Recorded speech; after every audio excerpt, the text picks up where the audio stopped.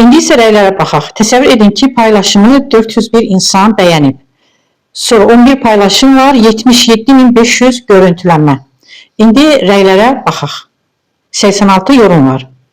Əziz Abdullah adlı bir izləyici yazıb. Kəndlərdən birində bir adət olur. Deməli, rəhmətə gedən biri olanda onun haqqında bircə nəfərdən də olsa yaxşı fikir deyilməmiş, dəfn eləmirlər. Bir gün ağmalı rəhmətə gedir. Ha illah edirlər, haqqında yaxşı söz deyən tapmırlar. Hamı ancaq pisliyini xatırlayır deyə meyit qalır ortalıqda. Axırda yadlarına düşür ki, qızı ondan da pis olub. Deyirlər, qızının yanında ağmalı yaxşı adamdır. Haqqında bircə yaxşı söz tapdıqları üçün ağmalını dəfn edirlər. Gəl zaman, geç zaman Şahin də rəhmətə gedir. Yenə meyit qalır ortada. Haqqında yaxşı söz deyən tapılmır ki, dəfn edələr. Axırda yadlarına ağmalı gəlir. Deyirlər, yaxşı ki, qızı vardı, yoxsa ağmalını dəfn edə bilməyəcəkdik. Və beləcə haqqında bir yaxşı söz tapdıqları üçün qızını da dəfn edirlər.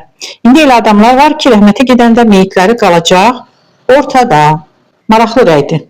Talih Əzimov yazıb ki, Əziz Abdullah, çox maraqlı hekayədir, amma indi imkanlı adamların o qədər yalı-yaltağı olur ki, it kimi ölsələr də bastıranı tapılır. Bu adam da doğru deyir. Zahir Sarıyev yazır, ağamalı özü gilas oxuya getdi, qızı da gəlib gilanar mahnısı oxuyur millətə. Kör atın, kör və nalbəndi olar deyib atalar. Bu da gözəl rəy.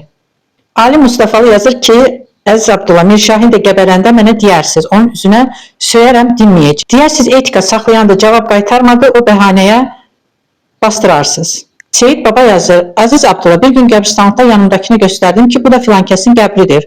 O da Allah yanında yatanlara rəhmət eləsin dedi. Dedim, hə, bu vəzifəli milyonları olan adam da gərək sağlığında rəhmət qazanaydı. Gültəkin Qəmbərov yazıb ki, Allah bəlalarını versə, mən də deyirəm, amin.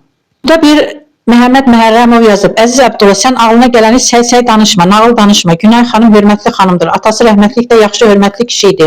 Allah Günay xanımın atasına rəhmət eləsin. Yadda saxla, heç kəsin meyidi ortalıqda qalmaz öləndə. Lap adamı qohumu olmasa da hökumət təşkil edib aparıb bastırarlar. Günay xanım sözünü də böyük yazıb. Günay xanımın dediyini dərindən analiz eləsəniz bilərsiniz Günay xanım nə deyir. Nə deyibsə çox düz deyib Günay xanım. Onu da deyim, Allah haqqı, Günay xanım mənim qohumum deyil, mən haqqa danışıram. İndi bu adamın profilinə baxaq, haqqa danışan. Bu adamın deməli Məhəmməd Məhərrəmovun profilində heç nə yoxdur. Şəkli belə yoxdur. Demək ki, məsələ məlumdur ki, bu Məhəmməd Məhərrəmov kimdir? Xanım adında böyük yazmaqla daha yaxşı girməyə çalışıbdır və biz də onu girdiyi yerdə qoyaq.